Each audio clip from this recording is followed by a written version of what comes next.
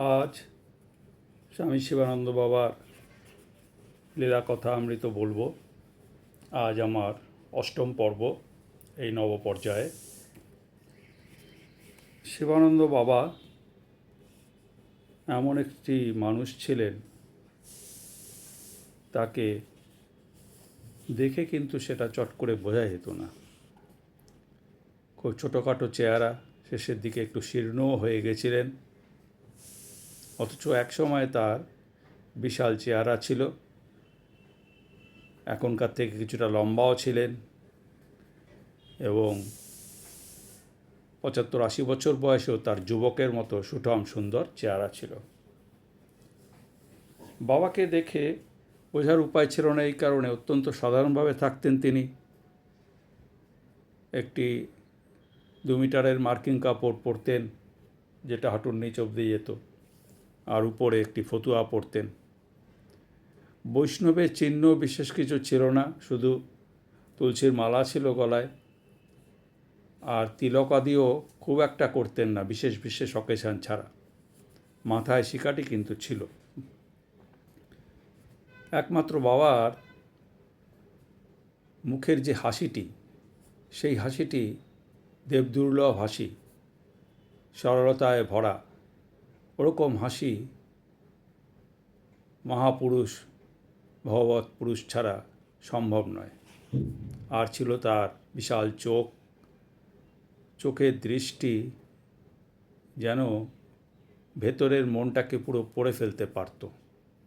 একবার তাকালেই মনে হতো যেন সব তিনি দেখে ফেলছেন। এই দুটি বৈশিষ্ট্য ছিল তার দেহের মধ্যে। তো এইরকম একজন মহাপুরুষ স্বামী শিবানন্দ বাবার যতই আলোচনা করা যায়, যতই লীলা স্মরণ করা যায়, যতই তার বাণীগুলি স্মরণ করা যায়, ততই আমাদের জীবনে কিন্তু আমরা দিশা পাব। আজকে আমি আমার একজন দাদা, আমাদের ভক্ত দাদা মনা ভৌমিক, ওনার কথা বলবো। উনি বাবাকে, ওনার পুরো নাম হচ্ছেন মনমোহন ভৌমিক, উনি ডিব্রুগড়ে থাকেন। উনি বাবাকে কিভাবে দেখলেন এবং বাবার সম্বন্ধে ছোটোখাটো 2-1টি ঘটনা তিনি আমার অন্যদের লিখে পাঠিয়েছিলেন আমাকে। সেই মনমোহন ভৌমিকের দৃষ্টিতে বাবা কেমন ছিলেন সেটি আজকে বলার ইচ্ছা। এই মনাদার সঙ্গে আমার কয়েকদিন আগে আমি ফোন করেছিলাম, ফোনে কথা হলো তার সঙ্গে। তখন তাকে আমি তার আগে একটু বলে নিই, তিনি কয়েক বছর আগে বাবা বেঁচে থাকতেই স্ট্রোক হয় তার, এবং কথা বলা বন্ধ হয়ে যায়, হাঁটা চলা বন্ধ হয়ে যায়। তো কিছুদিন পরে খানিকটা ভালো হলে বাবা যখন গৌহাটিতে ছিলেন তখন মনাদাকে গুয়াহাটিতে নিয়ে আসতে বলেন। তার ছেলে অনেক কষ্ট করে কোনো রকমে নিয়ে গেল। বাবা তাকে দেখলেন, বাবার অতি প্রিয় ভক্ত, বহু পুরনো ভক্ত। দেখে তাকে আয়ুর্বেদিক ওষুধ দিলেন। সেই আয়ুর্বেদিক ওষুধের গুণে বর্তমানে মনাদা কথা বলতে পারেন, কথা বুঝতে পারেন এবং ঘরের মধ্যে হাঁটাচলা করতে পারেন। তো সেদিনকে মনাদার সঙ্গে কথা হলো। মনাদাকে বললাম, মনাদা মনে আছে আজ থেকে বোধহয় 15-16 বছর আগে বেনারসে আপনি একটা কথা বলেছিলেন, আমি আর হীরামন ছিলাম সেখানে। সেটি হচ্ছে, বাবা আপনাকে 1975 সালে বলেছিলেন যে বাবা 128 বছর বাঁচবেন। মনাদার স্ত্রীও ঘটনাটা জানেন না। তিনি বললেন, তাই নাকি? মনাদা তখন বললেন, হ্যাঁ, আমাকে বাবা বলেছিলেন, আমার মনে আছে, আপনাদেরও আমি বলেছিলাম। তাই বললাম, দেখুন বাবা কিন্তু সেই 128 বছর কমপ্লিট করেছিলেন, কিন্তু 129 কিন্তু কমপ্লিট করতে পারলেন না। বহু বছর আগে বাবার কথাটা কিন্তু সেটাই ফলে গেল। 128 বছর 8 মাস বয়সে তিনি চলে গেলেন।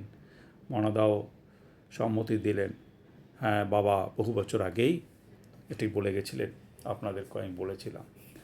সেই মনাদার, তিনি বাবাকে এত ভালোবাসতেন। যখন আমরা আলোচনা করছিলাম আমি আর হীরামন, বাবার তখন হয়তো হবে 115 বছর বা এরকম কিছু একটা হবে কাছাকাছি, আমার এক্স্যাক্ট তো ডেট মনে নেই, বেনারসে।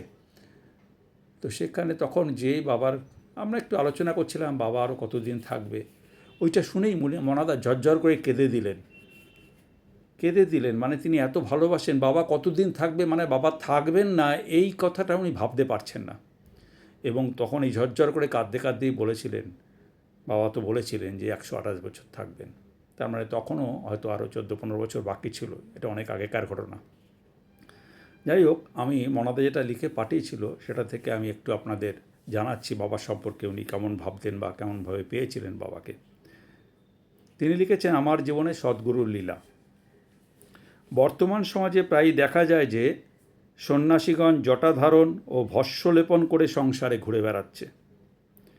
বৈষ্ণবগণ ডোর কৌপিন পরিধান করে মালা তিলক নিয়ে লোকচক্ষে ধুলো দিয়ে অল্পবুদ্ধি লোকদেরকে ঠকিয়ে উদরান্নের সংস্থান করছেন এবং দূরদর্শনের পর্দায় এসে ধর্মশিক্ষা প্রদান করছেন ও নিজেদেরকে বিজ্ঞ জ্ঞানী ভক্ত বলে প্রচার করছেন। প্রবৃত্তি অধিকার অনুসারে কে কর্মী, কে যোগী, কে বা ভক্ত, কে অদ্বৈতবাদী, কে দ্বৈতবাদী ইত্যাদি বলা কিন্তু কঠিন। ইংরাজি 1975 সালে গয়াধামে পিতৃদেবের শ্রাদ্ধ তর্পণাদি সম্পূর্ণ করে ঘরে ফিরে এসে যাকে দর্শন লাভ করি, তিনি কিন্তু সম্পূর্ণরূপে গেরুয়াবসন পরিধান করা সাধু এবং গভীর ভক্তিরসে সমৃদ্ধ একজন মহাপুরুষ বাবা, যার সন্নিকটে আমি আসি এবং মনে মনে চিন্তা করি, দেখি তো উনি কীরকম মহাপুরুষ, যিনি আমাকে একটি চাকুরি দিতে পারেন কি না। আমি চাকরির আশায় এই মহাপুরুষের পিছন পিছন ঘুরতে থাকি। এই মহাপুরুষ আর কেউ নয়, উনিই হলেন স্বামী শিবানন্দ বাবা। অতীতের স্মৃতিচারণ করতে গেলে আমার বেকার জীবনের সেই অভাবনীয় অবস্থার কথা মনে পড়ে। আমার নিতান্ত দুরবস্থার কথা বাবা কৃপা পরবশ হয়ে তার পদপ্রান্তে আমায় স্থান দিয়েছিলেন। বাবার অশেষ কৃপার ফলে আমি এমপ্লয়মেন্ট এক্সচেঞ্জ থেকে চাকরির ডাক পাই। তখন 1975 সাল।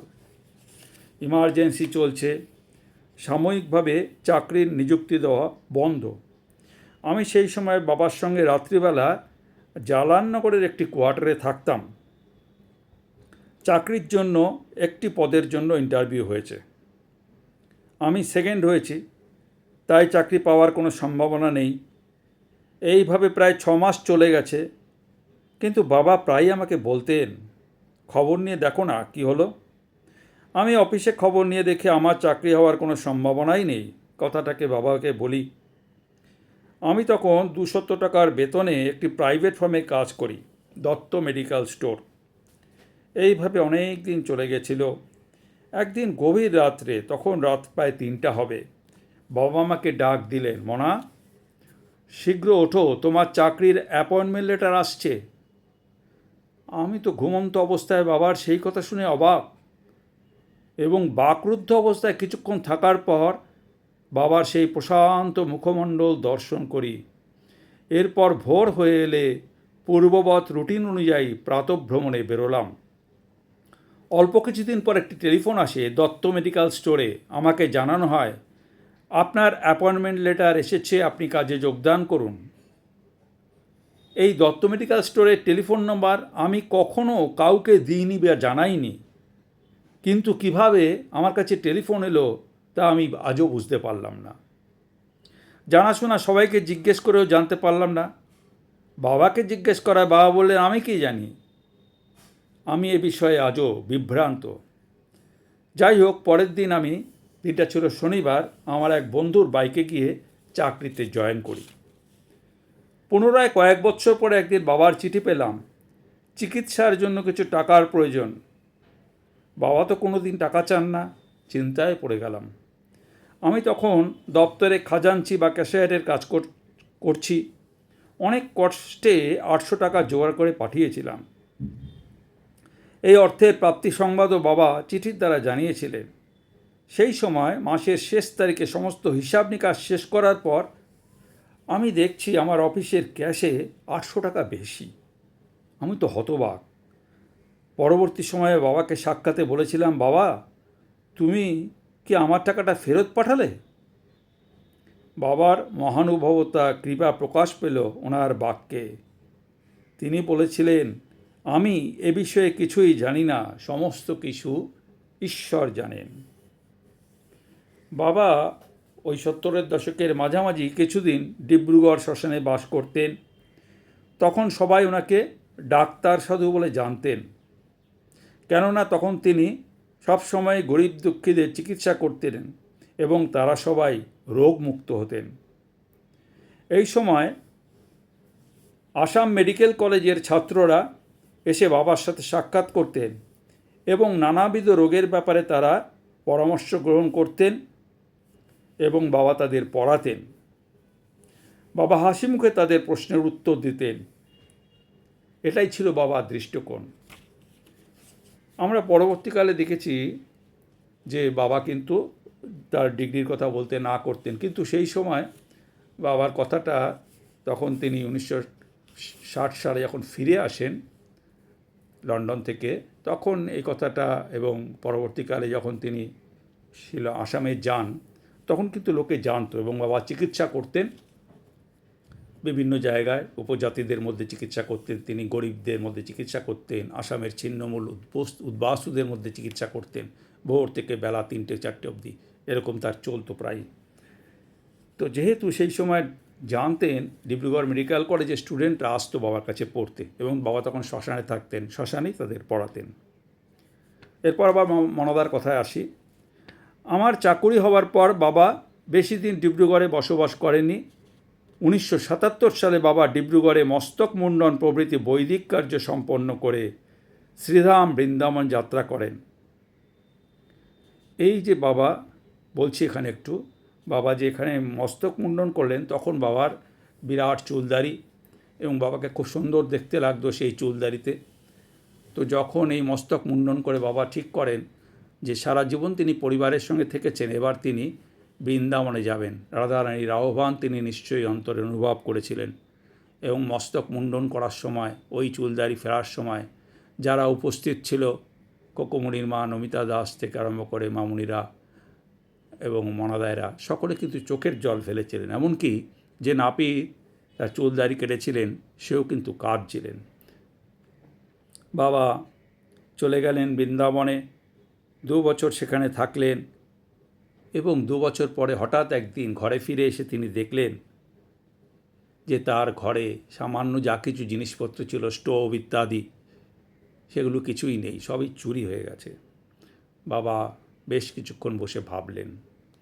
বাবার পাশে ছিলেন কুলিয়া দাস বাবাজি বলে একজন সাধক। তিনি শীত গ্রীষ্ম সর্বাবস্থায় খালি গায়ে থাকতেন। তার ঘর থেকে বাবাকে প্রয়োজনীয় জিনিসপত্র দেওয়া হলো, রান্না করা হলো, মামুনি করলেন, মামুনি ছিলেন সে সময়।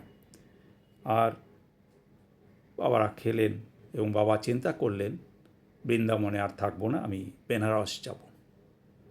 তিনি হয়তো অন্তরে কোনো নির্দেশ পেলেন। বৃন্দাবনে বিশাল একটা তিনি সেবা দিলেন।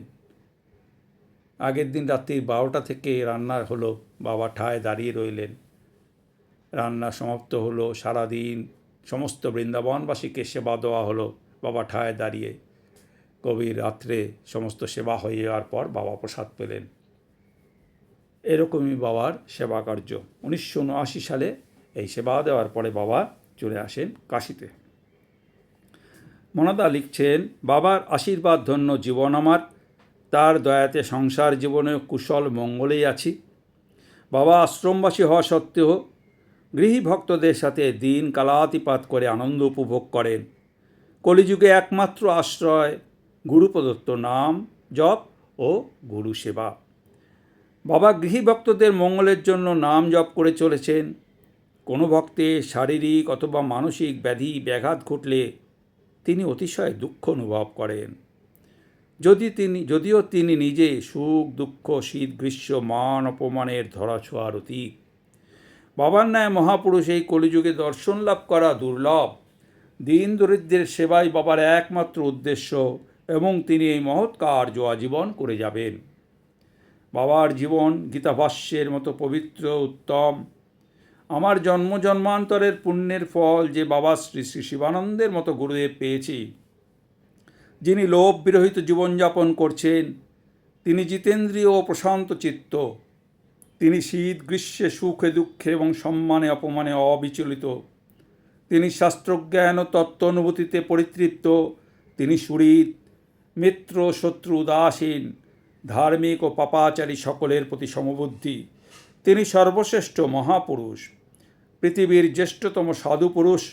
তাকে আমার সশ্রদ্ধ শতকোটি দণ্ডবত প্রণাম। সাধুগুরু বৈষ্ণব এবং বাবার ভক্তদের শ্রীচরণে আমার শতকোটি দণ্ডবত প্রণাম নিবেদন করে এখানে শেষ করলাম, এবং সবাইয়ের নিকট আমার বিনম্র অনুরোধ, যদি আমার লেখনীতে কোনো ভুল ত্রুটি থাকে তাহলে নিজ গুণে ক্ষমা করে দেবেন। 31শে জুলাই 2017 মনমোহন ভৌমিক ডিব্রুগড় থেকে এই লেখাটি আমার অনুরোধে পাঠিয়েছিলেন, এবং এটি আমার দৈব কৃপায় রোগমুক্ত সমস্যার সমাধান গ্রন্থ, যেটি 2017 আগরতলা জন্মোৎসবে বেরিয়েছিল, সেখানে আমরা ইনক্লুড করেছিলাম। প্রণাম সবাইকে।